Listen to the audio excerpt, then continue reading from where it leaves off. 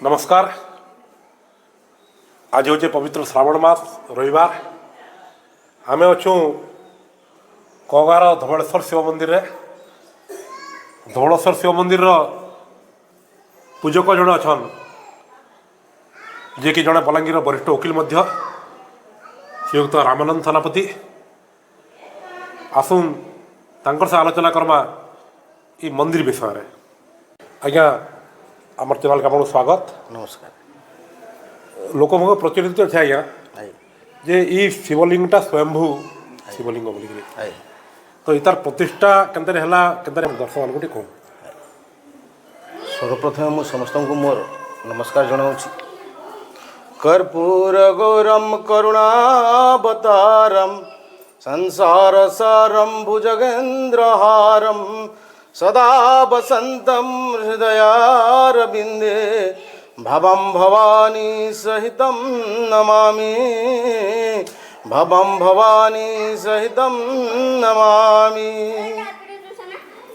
आज को 800 वर्ष पूर्वे अर्थात 1159 रु 1211 ख्रीष्टाब्द मध्य जेतेबेले आमर एठी चौहान वंशीय महाराज रमईदेव पाटना स्टेट शासन करथिले।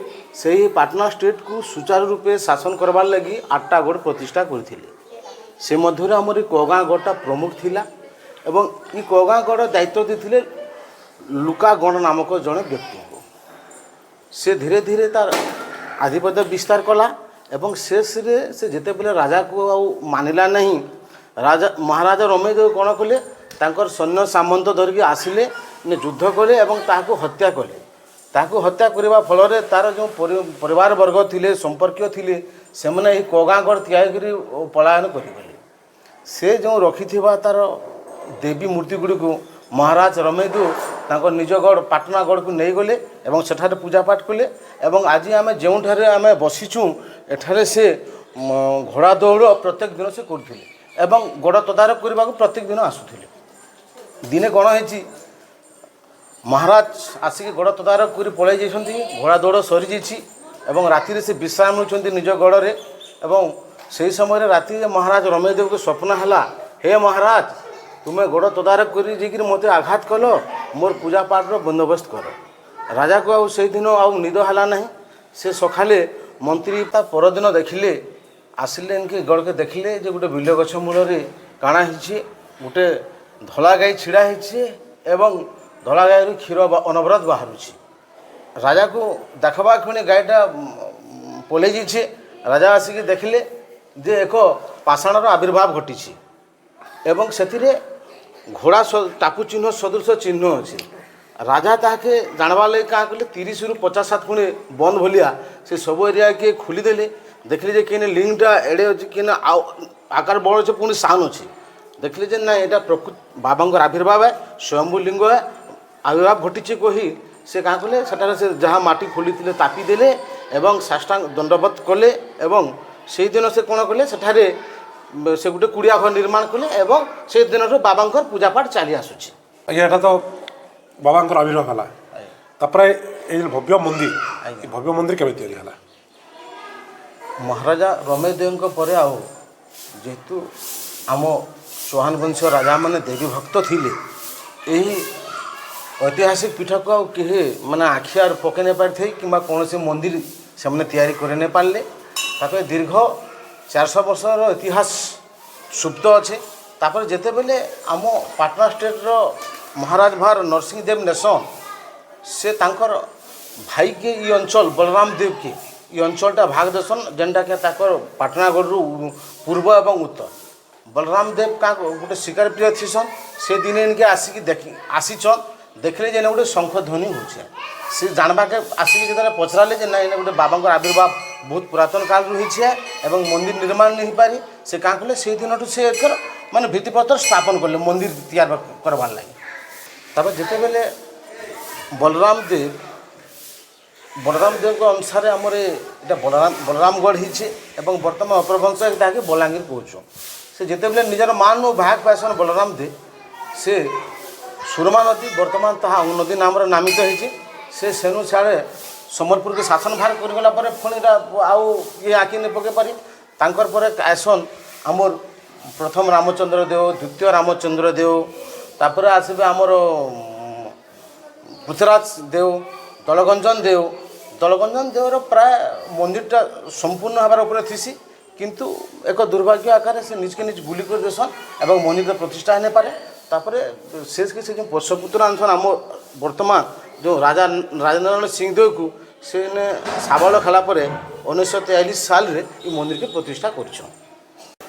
ଆଜ୍ଞା ପ୍ରାୟ ସାରା ଭାରତରେ ଶିବ ମନ୍ଦିର ମାନଙ୍କୁ ବ୍ରାହ୍ମଣ ପୂଜା କଲାବେଳେ ଆଜ୍ଞା ଆମର ପଶ୍ଚିମ ଓଡ଼ିଶାରେ ବିଭିନ୍ନ ମନ୍ଦିର ଏବଂ କଗା ମନ୍ଦିର ମଧ୍ୟ ଥନାପତି ମାନେ ପୂଜା କରୁଛନ୍। ତ ଏଇ ମନ୍ଦିର ଥନାପତି ମାନଙ୍କୁ କେନ୍ତାରି ପୂଜା ଦିଆହେଲା ଏବଂ ପ୍ରଥମ ପୂଜକ କିଏ ହେଲେ କେନ୍ତା କାଣା ବ୍ୟବସ୍ଥା ଟିକେ ଆମର ଦର୍ଶକମାନଙ୍କୁ କହୁ। ଯେତେବେଳେ ଇନେ ଆମର ରାମଚନ୍ଦ୍ର ଦେବ ଶାସନ କରିସନ୍, ସେ ଗୋଟେ ସୋନପୁରରୁ ଗୋଟେ ଗୋବିନ୍ଦ ଦେୱାନକେ ଆଣିଥିସନ୍ ଏବଂ ଗୋବିନ୍ଦ ଦେୱାନ ଚର୍ଦା ଗାଁକେ ଯାଇକିରି ସେନୁ ଯେନ ପ୍ରଥମ ପୂଜକ ମଠା ଥନାପତି ଏବଂ ତାଙ୍କର ମାଆକେ ଇନକେ ରଖା ହେଇସି ଜାଗା ଦେସନ୍। ସେ ମଠା ଆଜ୍ଞା ସେ ଦିନଠାରୁ ବାବାଙ୍କର ଦୈନନ୍ଦିନ ପୂଜା କାର୍ଯ୍ୟ ଚାଲିଅଛି। ଯେତେବେଳେ ଏନେ ମଠା ଥନାପତିକେ ପୂଜାର ଦାୟିତ୍ୱ ଦିଆ ହେଇଥିଲା, ସେତେବେଳେ ମହାରାଜ କାଣା କରିଥିଲେ, ବାବାଙ୍କର ଦୈନନ୍ଦିନ ସେବା ପୂଜା କରବାର୍ ଲାଗି ଇନର ଭୋଗ ଲାଗ୍ବାର୍ ଲାଗି ସେ କାଣା କରୁଥିଲେ, ପାଖେ ଗୋଟେ ଆମର ଗାଁ ଅଛି ଲୁକାପଡ଼ା, ସେନର ଗନ୍ତିଆକେ ଦାୟିତ୍ୱ ଦେଇଥିଲେ ଯେ ସେ ଆନିକିରି ପ୍ରତ୍ୟେକ ବର୍ଷ ଏନେ ବର୍ଷ ସାରାର ଚାଉଳ, ଶାଗ, ଡାଲି, ପନିପରିବା ପ୍ରତ୍ୟେକ ଭୋଗ ସେ ଏନେ ଦେଇକିରି ଯିବ। କିନ୍ତୁ ଯେତେବେଳେ ଆମର ଏନେ ମଠାର ବଂଶଧର ତ 4ଟି ପୁଅ ହେଲେ, 4ଟା ପୁଅ ବିସ୍ତାର ହେଇକିରି ବର୍ତ୍ତମାନ ତକ ଆମେ ରହିଲୁ, କିନ୍ତୁ ସେ ଯେଉଁ ମଝିରେ ରହିଗଲେ ଆମେ ଆଉ ଲୁକାପଡ଼ା ମାନେ ନି ଯାଇ ପାରିଲୁନ। ସେଥିରେ କାଁ ହେଲା, ସେନଟା ଆଉ ସେ ଗନ୍ତିଆ ସେନ ବିକି ବୁକା ଦେଲେ ଏବଂ ସେନୁ କିଛି ନି ଆସବା।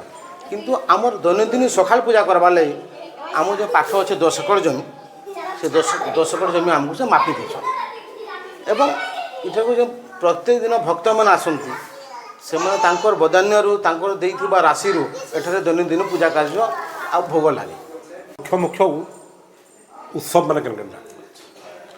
ओम नागेंद्र हराय त्रिलोचनाय भस्मांगरागाय महेश्वराय नित्याय सुधाय दिगंबराय तस्मैकाराय नमः शिवाय। श्री श्री श्री धवेश्वर महादेवंकर 12 मासरे 13 पर्व अच्छे। बाबांकर मुख्य पर्व गुड़ाक मुझे कहूँ, जमी बर्तमान श्रावण मास चली, श्रावण मसरे कावड़िया मैंने आसी इथे जल दियंती एवं प्रत्येक दिन श्रावण मासरे जलाभिषेक, रुद्राभिषेक, अन्यान्य योगानुष्ठान कर कार्तिक मासरे कार्तिक हविष्याली मैंने आसती। कार्तिक मासरे प्रत्येक प्रातः 8 महाआरती दि जाए। तापर माघ मास माघ मसरे बहुत श्रद्धालु आसती, बहुत पूजा पाठ चले एवं फाल्गुन मासरे बाबांकर महाशिवरात्रि महाजाकजमक पूजा कराए। सेटा सप्ताहव्यापी पूजा कराए, भागवत साप्ताहिक पारायण कराए, यज्ञ अनुष्ठान कराए और अन्न छत्र खोलाए। तापर आम ज्येष्ठ मसरे श्री धवेश्वर बाबा और पार्वती माँ को विवाह महोत्सव बहुत आडम्बर पालन कराए एवं ये किसी वर्ष है बाबांकर विवाह शोभायात्रा आम शांतिपुड़ा बहुत जाकजमक नौचु। आज्ञा इना बाबांकर विभिन्न उत्सव बाहर इना बहुत सामाजिक कार्यक्रम भी होचे। केन केन सामाजिक कार्यक्रम मंदिर तरफ माने द्वारा होचे ठीक आपण दर्शन को। ओमकार बिंदु संयुक्त नित्य ध्यायन्ति योगिनः कामदमद कंचप ओमकाराय नमो नमः। आमर सामाजिक काम मध्य वर्तमान आपण देखुथिबे जे ठारे आम पैंतलार झील एवं झारसुगुड़ार गोटे पुआ मध्य मान विवाह सरी जाइए आप देखी एवं ठारे व्रत मध्य करा जाए, अन्यान्य यज्ञानुष्ठान मध्य करा जाए एवं आ गोटे कथा है जे स्वधर्म प्रत्यावर्तन मध्य आम एठारे करूँ सेटा कौन बिना शुल्क करा जाए। एवं आपण समस्त को मोर गोटे अनुरोध है जे वर्तमान जुगरे तो विवाह कले बहुत खर्च होचे, से आम श्री श्री धवेश्वर महादेव मंदिर हेरिटेटरी ट्रस्ट पक्षर मत संपादक दायित्व जाइए एवं आपन को मुझे विनम्र अनुरोध कर आसतु आज्ञा अति कम खर्च जेनटा आप विश्वास करेंगे नहीं से खर्च विवाह समापन हो। बहुत धन्यवाद रामानंद बाबू, नमस्कार। आप मंदिर विषय कहले एवं लोक जेन गोटे कथा कहले जे मंदिर हेरिटेज ट्रस्ट तरफ ଆପଣ ବହୁତ କମ୍ ଖର୍ଚ୍ଚରେ ଲୋକଙ୍କର ଲାଗି ବିବାହ ବ୍ରତ ଇତ୍ୟାଦି କରୁଛନ୍ ଲୋକଙ୍କୁ ବୋଧେ ବହୁତ ଇଟା ଉପକାର ଲାଗ୍ବା ବହୁତ ବହୁତ ଧନ୍ୟବାଦ। ଆଜ୍ଞା ନମସ୍କାର।